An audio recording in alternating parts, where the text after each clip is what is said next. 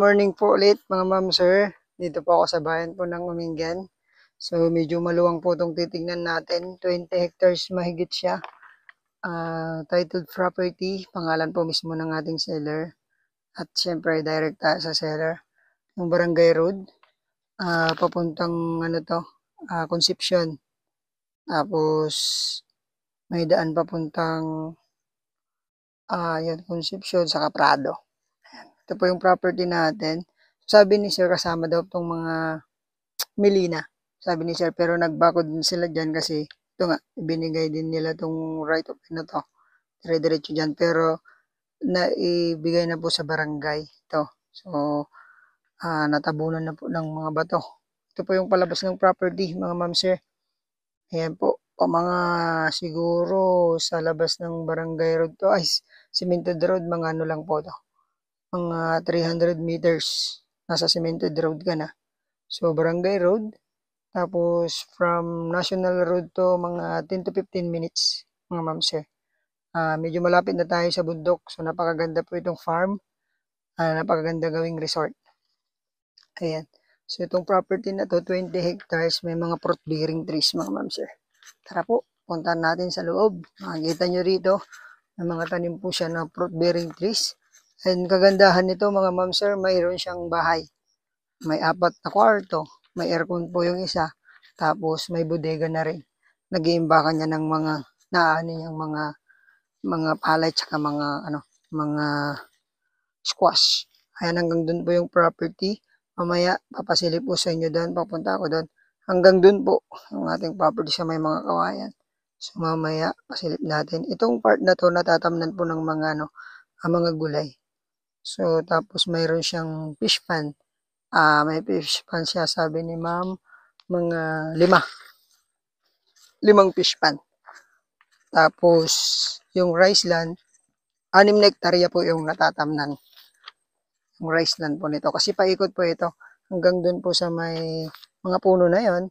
Yon ang boundary kasi tinanim nila yon as magiging bakod.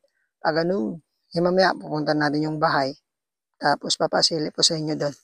So 6 na hektarya ang pinili naman nila sir doon sa gitna nila tinayo yung bahay nila.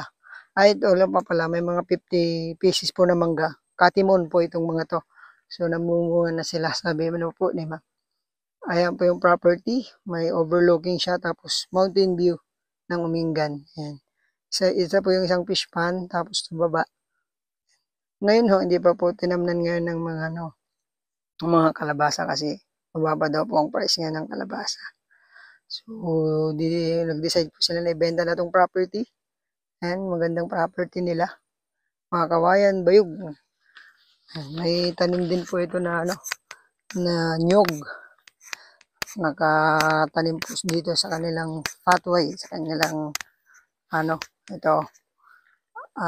May 30 pieces po na nyog dito. Ito po, ang ganda po ng bungad nila. Dahil dito, tinanam nila ng mga tawag dito pre?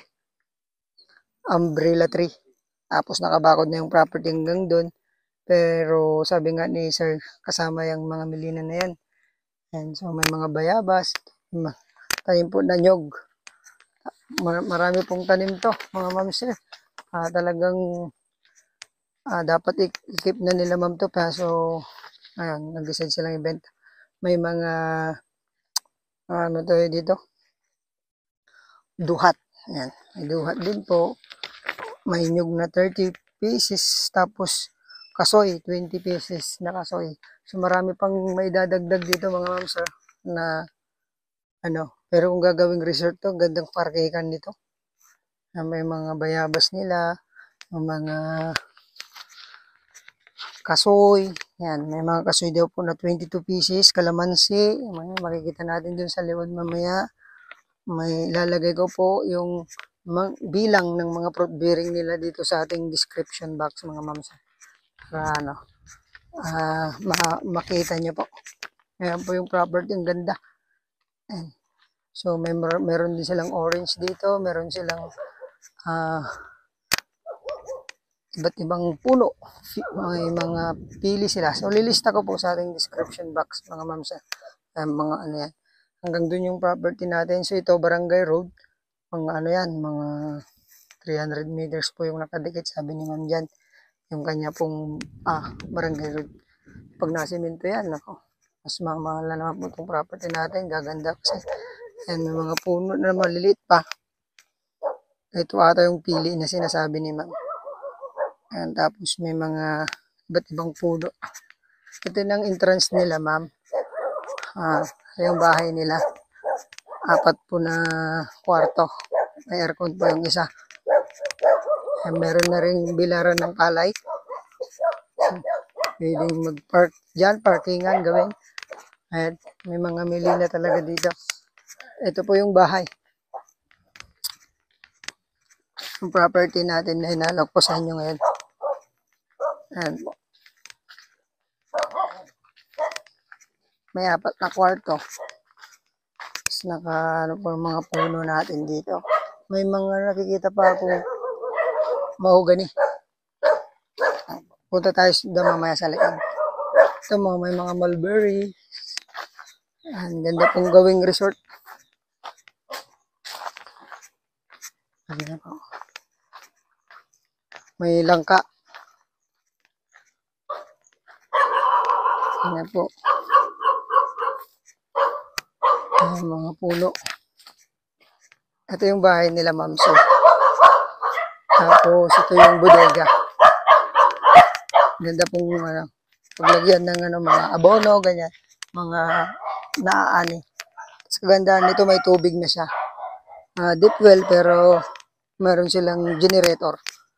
Naglagay sila ng generator. May chiko pa pala. Tapos may mga guyabano. Mga guyabano. Lagay ko po sa description natin. Tapos may patubig to. Ditres, sabi ni ma'am, 3. So kung kukulangin yung patubig sa mga palay, meron tayong magagamit. Ito yung mga puno na iba. Mulberry. So ito medyo masukal. Ayan. Yan, natatamnan daw po yan ng mga gulay. Ito naman yung part po na natatamnan ng palay. Ayan. So may sarili siyang tubo dyan.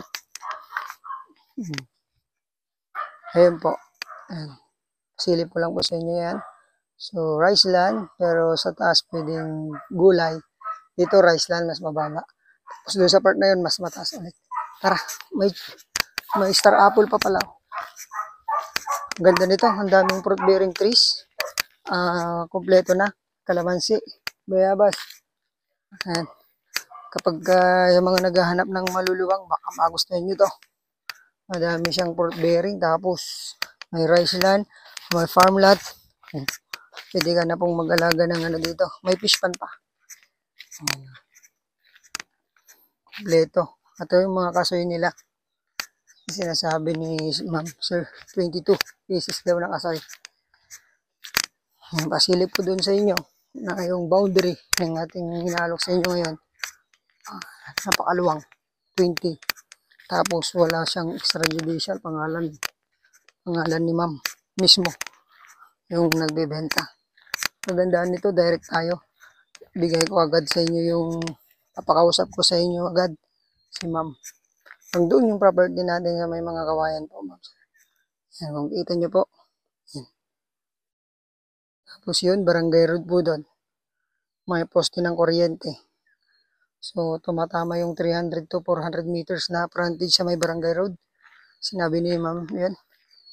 Ayan po yung ating boundary din. Yung mga puno na yan, ginawa nilang bakod sa property. Ito natatamnan po ng mga gulay. Karamihan minsan kalabasa. Talagang tinatanim dito. Ayan po. Punta tayo sa likod ng bahay nila. Makita nyo po yung ibang mga puno. Saka tinanim na fruit bearing trees nila, ma'am. May bayabas. Ang ganda nito. Kompleto. Kasi may kuryente. May tubig na sila. Internet, di ko lang po. May nag-iisang puno ng mangga na hindi native. Katimon. Ito meron ding kukwa, chico. Atis pala to. Atis. Hinog na ata. Ayan, punong-puno dito sa likod ng fruit bearing trees. Meron, nandito daw yung orange, sinasabi ni ma'am. Hindi ko lang po alam kung nasan. Yan po ata. May kulungan din ng baboy dati. Ito yung kanilang may bunga. Pares silokan. Ito pa yung likod ng bahay. Ang ganda po. May lutuan na po ng kahoy dyan. May CR pa po dito sa labas. Ayan po yung tubig nila. Pagka yan, pleto na po, tubig. Ito, dirty kitchen. Dito po tayo sa likod ng kanilang bahay. Ayan po, ang ganda. May aircon po yung Hindi natin makapasok sa loob. May marami pong aso sa loob. Ayan. Ito na po, ang property nila Ma'am at Sir. So, subukin kong pumunta doon. Sa bahay na doon kasi part pa yun ng property. Ayan po. So, pagka nabili nyo to, mayroon na rin kayo agad titirhan. Sana magustuhan nyo. Ayan, kompleto. Lagay ko po yung kabuuan ng mga tanim nito sa ating description box. Ayan po. So, punta po tayo sa harap. Makita po natin yung property sa harap. Po tayo sa harap ngayon sa may dulo ng property. Hanggang dyan na lang po yung cemented road. Yan sa may lagpas po na bayog na yan. Cemented road na po yan. Ito yung barangay road. So, hindi po yung kasama yung property nito yon, yung may bahay. Puntahan ko lang po yung sa may bahay. Hanggang dun po yung property ni ma'am sa may kawayan. Yan. Ay, ito po yung niya. Tatamnan ng gulay dito. Galing po tayo dun, ang bahay nila. Tapos yan, overlooking. Taas. Handang paglagyan talaga ng dito. Bahay. Kubo. Para yung mga darating makikita po agad. Pero maganda din dun sa kanila. Kasi daming fruit bearing trees. Ayan po. Pero ang ganda rin improve. Lagyan ng mga fruit bearing trees pa dito. Noon talagang kalabasa. Yan, kalabasa pa yung tabi nila. Ayan po. Hanggang dyan pa yung property natin. Yan pa ganun. Yan. Hanggang doon. Fish pan. May fish pan doon. Di ko na napakita sa yung fish pan doon kasi medyo masukal. Ayan. So, pwede din dyan yung bahay. Pwede din dito. So, may tatlong deep well. Detress daw. Nasa yan. So, pagka nakinukulang ng tubig, may pagkukulan, may fish pan pa tayo.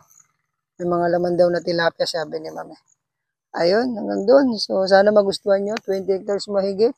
Murang-mura to, 150 per square meter. Sagot pa niyang capital gain tax. Tapos, siyempre ang kanyang agent. Ayan. So, maraming salamat po. Ulitin ko, bayan po ng Umingan, Pangasinan. Sana magustuhan nyo. Thank you. God bless po sa ating lahat.